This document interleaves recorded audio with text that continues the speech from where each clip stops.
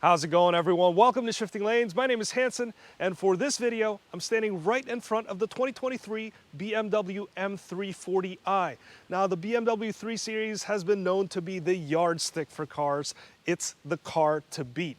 I believe that back when I had a 2007 BMW 335i, it was not an M car, but it did have a very smooth inline six, and it was also the first 3 Series generation that had turbos. It actually had twin turbos for that matter. So it could hit that magical 300 horsepower mark, which is the gold standard for sports sedans. Now, when that car didn't have wastegate rattles or bad fuel injectors, it was a lovely car to drive. It was luxurious, it could fit 5 people somewhat, and it had a big trunk. It was also powerful, but not too powerful.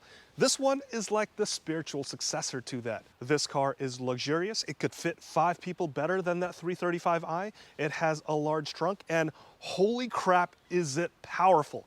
And in this video, I want to give you my personal rating on this car on 5 different categories: the exterior, interior, the tech, the power, and the driving experience, so that you have a better idea before you buy. Now let's get this review started with the power first. Now, if you talk to any car enthusiast, they don't have to be BMW enthusiasts, they will say outright that this is not an M car. But if you go to BMW's website, this car falls under the M section. And power-wise, the X-Drive version of this car will even have the same 4.1 second 0 to 60 time as the base rear-wheel drive M3 sedan. So this is on the same performance territory. So who's right? The enthusiasts or BMW? Now, personally, I would make fun of any BMW non-M car that went out of their way to put a fake M badge on. It's just wrong. To me, this would be like BMW mailing me an M badge and saying, yeah, you could put that on the 335i now. You're allowed. And I don't know how I'd feel about that, but once you start driving the 340i, you realize how some labels are just completely pointless. No, this is not an M car, but man, does that line get real blurry, because that power plant is really impressive. Now, this is the same engine found in the BMW Z4, the Toyota Supra, and also the M240i that I have tested on this channel. Check out that review, because that car is awesome. Now, 0 to 60, according to BMW, for the M340i is 4.4 seconds. The rear-wheel drive M3 is 4.1 seconds. Now, what's really 0.3 seconds anyway? And I'm all about this B58 engine, because stock, this thing is pushing a stout 382 horsepower and 369 pound-feet of torque. And since it has a twin-scroll turbocharger, power comes on very early, and it just keeps pushing through the mid-range. So this makes the M340i a much more beast of a car compared to the old twin-turbo N54 engine. It just pulls and pulls, and the only thing pulling you back is your awareness of the cops, because it doesn't take long before you're traveling at law-breaking speeds in this thing. It also makes a mean noise when you mash on the accelerator, and it gives some subtle pops and crackles when you lift. Now, it's more pronounced with the windows down. So while this B58 engine is only a single twin-scroll turbo and not the twin-turbo design of the S58, which is what resides in the legitimate M car, the M3, this can still easily be modded to insane power levels. It didn't take long for the Toyota Supra to be sporting 1,000 horsepower at the crank with not a lot of internal changes. There's also a 48-volt mild hybrid system on the car, so it's not powerful enough to power the car on its own like a regular hybrid can, but it's there to act as a starter and a generator for your auto start stop, giving this a bit more capability and efficiency where needed. So I'm giving the power a rating of 9 out of 10, because this is a damn good engine and it feels at home with the M340i.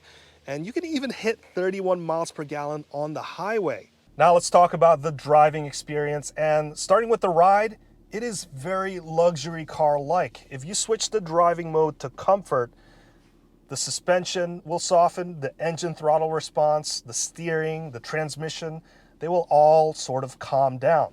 Now for 80% of the time, this is where you want to operate because this car feels like an excellent commuter car. There's not much road and wind noise, and the driving experience is really very serene. Now when you get a little bored, put yourself into Sport, and actually put yourself into Sport Plus or Sport Individual. Here's where you can configure the modes. You can configure your damping from Comfort to Sport. Your steering can stiffen up, your drivetrain, your transmission. And when you're in Sport Plus, the throttle response and the gear changes becomes absolutely mental. It's like having to drink 5 cups of cold brew coffee, and you're just going to be more jittery.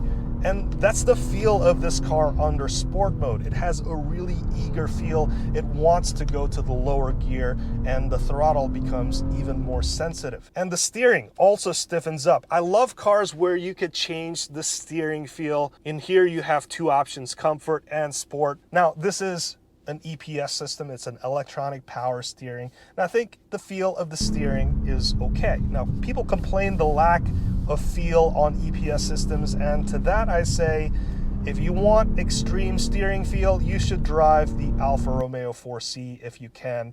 That car doesn't have power steering, and you get real intimate with the road very quickly.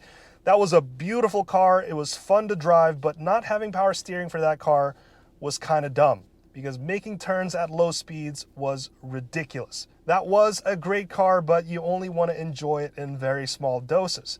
Now, without EPS, you won't be able to have some of the things like the more advanced driver assist features, and all things considered, having an EPS is really not bad in this M340i. As for the handling, this has proper sports sedan feel. This has the $550 adaptive M suspension, so you can firm up the suspension, and this feels very confident in the back roads. I think tires make the biggest difference in how cars feel on roads, and BMW chose correctly here. They've got the Michelin Pilot Sport 4S, and these tires are very good. There is a staggered setup, 225mm for the front and 255 for the rears. So for the overall driving experience, I think it is very good. The 3 Series should still be considered as the yardstick for which other cars are compared against, and this M340i does that really well. 9 out of 10. Now let's talk about the outside. The 2023 model year is the facelifted model year. Every 3 to 5 years, companies like to give their models a refresh, and here it is. This one has the new headlights. It looks simpler. There's no notch in the middle of the headlight, and also if you look at the daytime running lights, it's been flipped upside down. This has the M shadow line lights, so it has blacked out elements inside, and I think this looks even better than the standard one. The grille is the same with the addition of the shadow line gloss black on the outside. The front bumper is more muscular. There's a bigger blacked out section, and there's also functional intakes, which is always appreciated. And up here you find the BMW Performance logo. This highlights BMW's close association with racing and how the M division is now over 50 years old. You can only get this on M cars, and it's an option for the M340i. Now this is how much BMW thinks of this as an M car. Moving to the side, the 3 Series sports sedan profile is completely there. If you saw this from a distance, you'd immediately know that this was some sort of a BMW 3 Series, just not sure of the year. You've got that unmistakable longitudinal engine configuration. You've got the larger dash to axle ratio, and at the back there's that short overhang there. It looks like a proper rear-wheel drive car, and up in the C-pillar, you got that Hofmeister kink, which is traditional for BMWs. As for the wheels and tires, this has the shadow line package, so it comes with the red brake calipers with the letter M on there. And this wheel is the 792M style, so it has the machine face. And with the tires, again, great set of tires, Pilot Sport 4S, and this comes with the 225/40R19. And at the rear, you've also got the red caliper with the M lettering on there as well, and this one's sporting 255/35/19. Moving to the rear, you've got the revised rear bumper. It's more angular now, and you've got a bigger rear diffuser, and up here, a subtle black trunk lid spoiler. So exterior wise, I'll give this a rating of 8 out of 10. The 3 Series is like the button-up khakis with a sport coat look. You sort of can't go wrong in 90% of the situations. It looks very presentable, attractive, and also very sporty. Now let's move to the interior. We've got the same old steering wheel here, good paddle shifters. There's a heated steering wheel button on the center spoke, which I love. And the physical buttons here are awesome. I'm glad they did not move to touch capacitive buttons. And the 9 and 3 positions, very comfortable here. The pedals down there are still the same. Great position, can't complain. But most other things have been slightly repositioned or tweaked. The 2 screens, they're the big change in the interior here, and I'll talk more about it in the tech section, but I'll just say that this has a seamless design, and it's the same one that you could find on the 7 Series, the iX, and most new BMWs. For the center console, this is much more streamlined and minimized. There's still a volume knob, but there's only a few buttons for your stereo controls and your defrosters. So most of the climate controls have moved up to the screen, and it takes up the space on the screen permanently. So whatever screens you're swiping to, it's always going to be there at the ready. Down below, you have this big compartment door, and when you open that, you reveal the 2 cup holders, a wireless charger, a USB Type-A port, and a 12-volt plug. Now, as for the transmission tunnel, the gear shifter is more modern, so it's recessed and small, like it's sat in the pool for too long. And right beside that, this is the iDrive controller. This is a big improvement from when the first iDrive came out. More on that in the tech section. But as for the interior materials itself, this has the very attractive red leather interior package. The seats are very supportive and highly adjustable, and you can even bring in the bolsters in for a more supportive feel. The trim pieces and the quality of the switchgear, they're BMW grade, they're sturdy, and it has a great feel to it. As for the second row legroom, this is a little bigger than my old E90 sedan, but there's a decent amount of rear legroom here at 35.2 inches. I think your comfort level is going to depend on how tall your front passenger is. But once you're seated back here, it's really not bad. You have your center armrest with integrated cup holders here, and over at the center, there's automatic climate controls, a pair of USB-Cs, and also some vents. When it comes to the trunk, it's fairly spacious here. We've got 16.9 cubic feet of space, and here I have my 30-liter camera bag, so just a frame of reference. So interior-wise, I'm going to give this a rating of 8 out of 10. This 3 Series has a very nice interior upgrade compared to the previous year's version.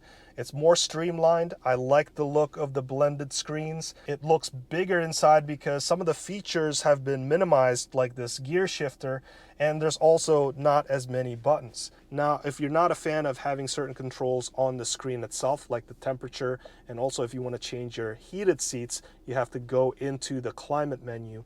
If you don't like that, then you might find this a bit annoying. And also, if you use voice assistants in your car, you might not find it annoying, which brings us to the next topic, the technology. Starting with the infotainment screen itself, this thing is huge. It's 14.9 inches diagonally, and it looks awesome. Now, you could use the multifunction iDrive dial, you could use the touchscreen, or you can also use the personal assistant to control some functions. For example, the keyword here is, "Hey BMW, increase the temperature to 73 degrees. I'm setting 73 degrees Fahrenheit for the driver." You could also change that keyword if you want. And what I also like about this infotainment system, because sometimes the native infotainment system is just pure garbage in certain cars, and here it's really not that bad, but I like how you have built-in wireless Apple CarPlay in this car, also wireless Android Auto. This one will take up the entire screen, leaving the climate controls still available down here. As for the driver display, this has a 12.3-inch screen, and this can adapt to your different driving modes. So it'll just change the theme of the screen. There's not really a lot of adjustment aside from some of the content that you want to see, like directions, certain mileage, and also your map. And from here, you can also adjust the heads-up display. The heads-up display itself is not a bad size screen, and it'll help you keep your eyes on the road. So tech-wise, this has a pretty solid set of features. For safety, you've got your lane departure warning, adaptive cruise control, rear cross traffic alert, parking assist, and there's also a 360-degree panoramic view. So for technology, I'm going to give this a rating of 9 out of 10 because this comes with plenty of features and this looks and feels like a modern car. If you like tech, I think you'll be pretty impressed with what this has to offer. So overall, all things considered, I'm giving the BMW M340i a rating of 8.6 out of 10. No, this is not an M car, but do we really need to put labels on this thing? Drive it. See for yourself whether this is good enough. And the difference between this and the M3 you might find to be a lot smaller than expected. So there you have it. If you've learned something from this video, please consider hitting that like, subscribe, and that notification bell so that you can be notified the next time I make a new video. With that said, let's wrap it up right there. My name's Hanson. This has been the 2023 BMW M340i, and I'll see you in the next one.